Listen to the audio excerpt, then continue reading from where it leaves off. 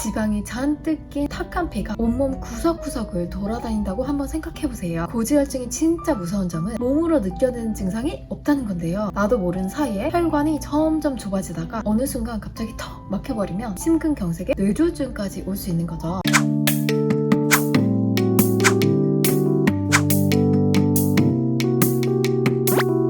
안녕하세요, 이지학사입니다. 요즘 따라 저희 약국에 오시는 손님들 중에서 콜레스테롤이 고민이신 분들이 많으세요. 그럴 만도 한 게 대한민국 성인 3명 중에 1명이 고지혈증을 앓고 있다고 하는데요. 고지혈증 약은 한 번 먹으면 평생 먹어야 한다던데 약 말고 다른 방법은 없냐고 많이들 물어보시더라고요. 여러분도 혹시 이런 고민을 갖고 계신가요? 오늘은 약 없이 콜레스테롤을 관리할 수 있는 방법과 요즘 많은 분들이 찾는 성분인 MSQ에 대해서도 자세히 알려드릴게요. 콜레스테롤이 걱정이신 분들은 1초도 놓치시면 안 됩니다.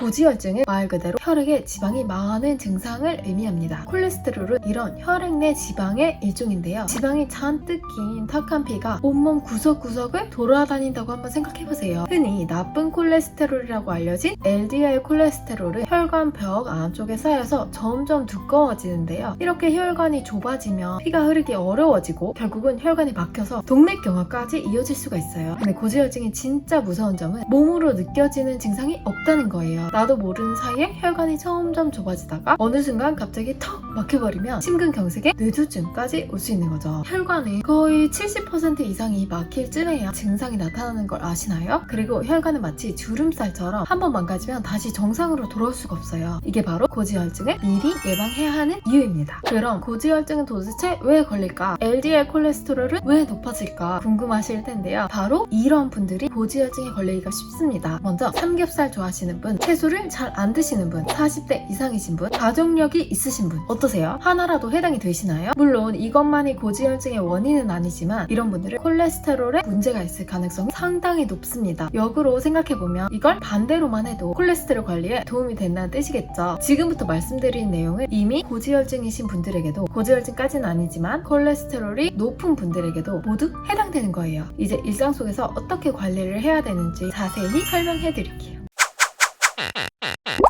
고지혈증은 유전, 노화, 식습관과 관련이 많습니다. 노화와 유전은 우리가 관리하기 어려운 부분이죠. 그리고 운동도 꾸준히 하면 좋긴 하지만 사실 고지혈증은 운동보다는 식습관이 훨씬 중요한데요. 고지혈증을 막 부르는 음식이 따로 있거든요. 아까 삼겹살 얘기했었죠. 바로 LDL 콜레스테롤을 높이는 가장 대표적인 음식입니다. 삼겹살 1인분에는 1일 섭취량 약 2배에 해당하는 포화지방이 들어있어요. 이상지질 혈증 진료 지침 자료를 보시면 포화지방은 LDL 콜레스테롤에 가장 큰 영향을 미치는 식사 요인이에요. 포화지방은 간에서 콜레스테롤을 합성하도록 촉진시키거든요. 병원에서 고지혈증 약으로 스타틴을 처방하는 이유도 여기에 있습니다. 바로 스타틴이 간에서 콜레스테롤 합성을 막아주는 역할을 하기 때문에 삼겹살뿐 아니라 포화지방이 많은 인스턴트 식품, 버터, 아이스크림 이런 음식들은 이제 되도록 줄이셔야 합니다. 반대로 도움이 되는 음식도 있죠. 바로 식이섬유가 풍부한 채소입니다. 식이섬유는 포화지방의 흡수를 방해해서 LDL 콜레스테롤을 직접적으로 낮추는 효과가 있어요. 그러니까 포화지방은 줄이고 식이섬유는 늘리는 식습관으로 정착하셔야 하는 거고요. 또 이 약인 스타틴과 비슷한 역할을 해주는 음식도 있어요. 고지혈증에 대해 공부 좀 해보신 분들이라면 다 아실 텐데요. 바로 붉은 쌀인 홍국입니다. 스타틴이 홍국에서 시작했다고 해도 과언이 아닌데요. 홍국에는 모나콜린 K가 콜레스테롤 합성을 막는 역할을 해줘요. 실제로 모나콜린 K와 스타틴 약물의 분자 구조를 보면 거의 비슷하다는 것도 확인하실 수 있어요. 홍국은 굉장히 효과가 좋기 때문에 시중에 건강기능식품들을 보면 콜레스테롤 관련 영양제에는 홍국이 대부분 들어가 있기도 하죠. 근데 단점도 있습니다. 콜레스테롤을 낮추는 효과는 참 좋아요. 근데 부작용이 뭐냐면 몸에서 필요한 코엔자임 Q10의 합성을 방해하고 간기능 저하나 근육통 같은 부작용들이 생길 수가 있다는 거예요. 다행히 최근에는 그 단점을 보완하는 성분들이 나왔어요. 바로 MSQ라는 성분입니다. MSQ는 홍국과 밀크시슬, 코엔자임 Q10 이 세 개를 합쳐서 부르는 이름이에요. 홍국으로 콜레스테롤을 낮추는 효과는 그대로 두면서 간을 보호하기 위한 밀크시슬 그리고 체내에 부족해지는 코엔자임 Q10까지 채워주는 성분이죠. 아직은 홍국 영양제만이 대부분이지만 요즘 MSQ 원료가 포함된 제품들이 몇 가지 나오고 있거든요. 제품을 선택하실 때에는 MSQ 성분이 들어간 건지 꼭 확인을 하시고 안전성을 생각해서 꼭 건강기능식품인지까지도 확인을 하셔야 합니다.